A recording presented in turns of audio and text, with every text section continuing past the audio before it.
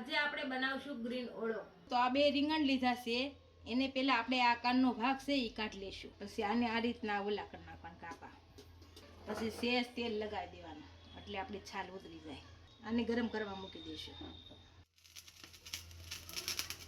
આપણા રીંગણ શેકાય ત્યાં આપણે લીલી તૂર એક વાટકી લીધી છે, એની પહેલા આપણે ખાંડી લેશું. આપણા રીંગણ થોડાક ઠરી ગયા છે, આને હવે સાલ ઉતારી લેશું. આને ડીડિયાનો ભાગ કાઢી અને ઝીણી કચુબર કરી નાખશું. તેલ આપણું સારી રીતના ગરમ થઈ ગયું છે. આની અંદર જીરું નાખીશું, સૂકું લસણ નાખીશું, લીલા મરચાં નાખીશું, લીલા કાંદા નાખીશું.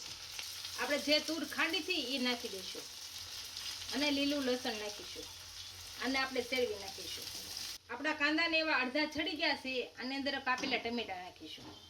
આ બધી વસ્તુ સારી રીતના સડી ગઈ છે. અને છેકેલા રીંગણની કસુબર નાખી દઈશું. ધાણા જીરું પાવડર, મીઠું નાખીશું, હળદર પાવડર નાખીશું. જો તીખું ખાવું હોય તો લીલી મરચી નાખી શકો છો. આપણો ગ્રીન ઓળો તૈયાર થઈ ગયો છે. આની અંદર હવે લીંબુ નીસવી દઈશું.